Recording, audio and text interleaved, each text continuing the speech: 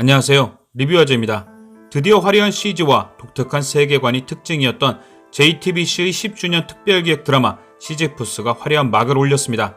방송 전부터 조승우, 박신혜 등 화려한 캐스팅과 박진감 넘치는 예고편 공개로 많은 드라마 팬들의 기대를 받았는데요. 아직 1화만을 본 상태이긴 하지만 개인적인 평가로는 기대만큼은 보여주었다 생각됩니다. 물론 타임슬립이나 평행 세계를 다루는 드라마치곤 극초반 세계관에 대한 뚜렷한 설명이 조금 부족했지만 뒤를 예측해볼 수 있는 많은 떡밥들의 존재가 다소 지루할 수 있을 뻔한 전개를 살린 것 같습니다. 일단 가장 중요한 제목에 대해 간략히 설명드리자면 시지프스는 그리스 신화에 등장하는 인물로 제우스의 노여움을 사 끔찍한 형벌을 받는데요. 그 형벌이 바로 많은 분들이 한 번쯤은 보셨을 법한 높은 언덕에서 둥근 돌을 계속 굴리며 올라가는 바로 그 벌입니다. 이 형벌이 진짜 무서운 이유는 힘겹게 돌을 산꼭대기까지 올려놓으면 무조건 다시 굴러 떨어지고 시지프스는 그것을 다시 처음부터 또 올려놓아야 하는 건데요. 아마도 결과가 정해져 있는 미래를 바꾸기 위해 끊임없이 같은 상황을 반복해야 하는 태술가 서해를 시지프스에 비교한 게 아닌가 생각되네요. 오늘 1회의 시작은 미래의 대한민국에 살고 있는 서해가 업로더라는 타임머신을 통해 과거의 대한민국으로 떠나며 시작되었습니다. 서해가 떠나기 전 그녀의 아빠가 했던 말, 그곳에 가면 먹을 것이 많다, 네가 좋아하는 과일도 라고 한 것으로 보아 서해가 살고 있는 미래는 식량을 비롯해 많은 것들이 부족한 붕괴된 사회인 듯 보였죠. 아마도 미래 사람들은 살기 힘들어진 그곳을 떠나 과거의 대한민국으로 도망가는 듯 했죠. 마치 살기 힘든 나라 사람들이 다른 나라로 도망가든 말입니다. 왜 그들을 미립국자라고 부르는지 이해가 되죠. 그리고 그렇게 도착한 현재의 대한민국에서 서해가 가장 먼저 마주친 것은 바로 단속국 직원들이었습니다. 그럼 과연 단속국은 뭐고 그들은 왜 필요한 걸까요? 단속국은 바로 미래에서 넘어와 현재의 대한민국을 어지럽히는 미립국자들을 관리하는 기관입니다. 오늘 나온 장면 중 서해가 로또 번호를 외우는 장면이 있었죠. 미래인들이 현재로 오게 되면 그들에겐 현재의 돈이 필요합니다. 그렇기에 미래인들은 과거로 출발하기 전 미리 알 수 있는 로또 번호나 주식 혹은 부동산 정보들을 가져오고 그리고 그들은 그것들을 이용 현재 세계에 섞여 현재인들처럼 살아갔던 거죠. 그러니까 이렇게 무분별하게 미래에서 미립국하여 현재를 어지럽히는 미립국자들을 잡는 것이 단속국이 존재하는 이유인 거죠. 그 단속국의 대장 황현승에 대한 정보를 보면 그는 전직 국정원 출신 현재인으로 국정원 재직 당시 한 국회의원을 감시하다가 미래인들이 과거에 섞여 있는 것을 알게 되고 미래와 과거의 질서가 유지되길 바라는 그들에게 스카웃되어 단속국을 맡게 되었다고 나와 있습니다. 그러니까 시지프스의 세계관은 얼마 전 종영한 SBS 드라마 앨리스의 세계관과 비슷하지만 미래인들의 존재를 알고 있는 현재인들이 있다는 면에서 조금 차별성이 있는 듯 싶네요. 어쨌든 서해는 다행히도 이 단속국 요원들을 피해 서울로 들어왔는데요. 그런 그녀가 도착 후 제일 먼저 한 일은 한태술에게 경고의 메시지를 보내는 것이었습니다. 그녀는 한태술에게 절대 슈트케이스를 열지 말라고 하죠. 여기서 서해가 말하는 슈트케이스란 미래인들이 과거로 올 때 하나씩 가지고 오는 어떤 장치가 담겨있는 가방이었는데요. 아마도 도착 후 간혹 불안정해지는 서해의 몸을 봤을 때 미래인들이 현재에서 안정적으로 머물 수 있게 해주는 유지장치 혹은 다시 미래로 돌아갈 때 필요한 장치가 아닐까 예상해봅니다. 그런데 한 가지 의문이 들었습니다. 서해는 어떻게 미래인의 존재를 모르는 태술이 미래의 슈트케이스를 얻게 될 걸 알았을까요? 태술은 오늘 1회에서 사이판에 다녀오던 중 버드 스트라이크로 추락할 위기에 처한 비행기를 공중에서 직접 고쳐 착륙시키는 멋진 모습으로 등장했죠.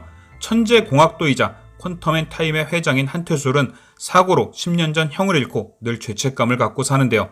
그렇게 겉으론 세상 쿨한 젊은 사업가의 모습이지만 가끔 형의 환영을 보기도 하고 정신과 약에 중독되어 있는 것 같은 모습도 보였습니다. 이런 태술에게 어느 날 사고가 났던 비행기의 부조종사가 나타나고 그는 태술에게 그 사고가 버드 스트라이크가 아니었다고 얘기하며 사고 당시 영상이 담긴 USB를 건네주고 사라집니다. 해당 영상을 확인한 태술은 놀라고 맙니다. 영상 속에 등장한 사고의 원인은 알 수 없는 슈트케이스와 10년 전 죽은 형의 모습이었죠. 그냥 지나가다 봐도 놀랄 형을 만피트 상공 하늘 위에서 보게 된 것입니다. 태술은 자신의 장기를 살려 만피트 상공에서 부딪힌 후 떨어진 자신의 형과 가방 위치를 계산하고 찾아내게 되죠. 그리고 도착한 장소에서 태술은 잠겨있는 슈트케이스를 발견하게 됩니다. 잠시 생각에 잠긴 태술은 과거 형과의 기억 속에서 늘 비밀번호는 네 생일이야 라고 했던 형의 말을 기억해내고 슈트케이스의 비밀번호를 맞춰봅니다. 철커덩 하고 열리는 슈트케이스를 보여주며 1회가 끝이 났죠. 자, 그럼 이제 서해가 어떻게 태술이 미래의 슈트케이스를 찾게 될 걸 알고 열지 말라고 한 것인지에 대한 뇌피셜을 돌려보죠. 미래인들에게 태술이 그저 일반적인 과거인이었다면 이런 세세한 기록까진 확인하지 못했겠죠. 하지만 만약 미래인들에게 태술이 뭔가 역사에 기록될 만큼 중요한 인물이라면 얘기가 다릅니다. 더군다나 만약 그런 인물에게 슈트케이스가 뭔가 의미 있는 물건이었다면 더욱더 기록에 남았겠죠.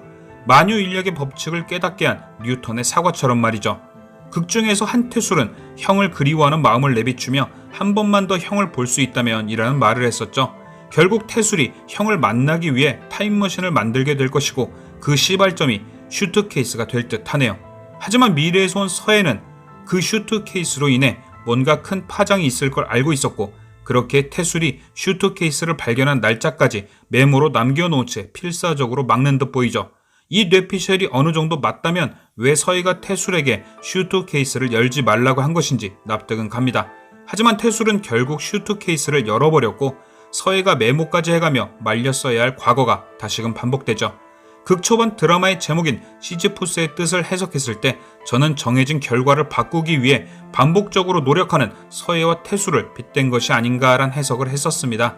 아마도 서해는 닥터 스트레인지가 수많은 반복 속에 단 한 번의 승리를 찾은 것처럼 계속해서 미래를 살릴 수 있는 노력을 하고 있던 게 아닌가 생각됩니다. 서해의 아빠는 과거로 간다면 절대 태술을 만나지 말라고 했죠. 만약 서해가 태술을 만나 미래를 바꿀 수 있다면 왜 서해 아빠는 절대 태술을 만나지 말라고 했을까요? 아마도 서해 아빠는 딸인 서해가 미래를 구하기 위해 계속해서 반복되는 삶을 살고 있다는 걸 알고 있고 그것이 태술과 만나기 때문인 것도 아는 듯 보입니다. 그렇게 더 이상 미래를 구하기 위해 반복적인 삶을 살지 말고 먹고 싶은 거 먹고 하고 싶은 걸 하며 평범하게 살라고 한 것이 아닐까요? 서해의 메모장이 오래되어 보이는 것도 이것을 뒷받침해주는 증거가 아닐까 합니다. 메모장을 작성한 것은 서해가 맞겠죠. 하지만 그 서해가 메모장을 들고 온 미래의 서해는 아닐 겁니다. 1번 서해가 미래를 구하기 위해 처음으로 과거로 갔고 거기서 태술을 만났지만 미래를 구하지 못한 것이죠. 하지만 자신이 언제 어디서 어떻게 태어나는지 아는 서해는 미래를 구할 수 있는 방법이 적힌 메모장을 2번 서해에게 남기고 2번 서해는 메모장을 가진 채 다시 과거로 갑니다. 하지만 2번 서해 역시 미래를 구하는 데 실패하고 다른 방법을 적은 메모장을 3번 서해를 위해 남긴 거죠. 이런 식으로 서해는 몇 번이나 반복된 삶을 살았고 서해 자신은 1번에서 2번으로 2번에서 3번으로 바뀌었지만 메모장은 같은 것이 계속 돌고 돌았기에 오래되어 보일 수밖에 없던 거죠. 그리고 서해 아빠도 어느 순간부터는 메모장을 통해 서해가 반복된 삶을 산다는 걸 눈치챈 것이고요. 만약 이외 예고에서 태술이 봤던 결혼사진에 모르는 여자라고 했던 신부가 서해라면 아마도 메모장에 태술을 사랑했던 서해의 메시지가 담겨 있을 것 같기도 하네요. 과연 뇌피셜 똥멍청이가 다 된 리뷰아저의 뇌피셜이 이번엔 맞을 수 있을지 제발 이번 생엔 서해가 미래를 구할 수 있길 기대하며 리뷰어제는 2회 리뷰로 돌아오겠습니다.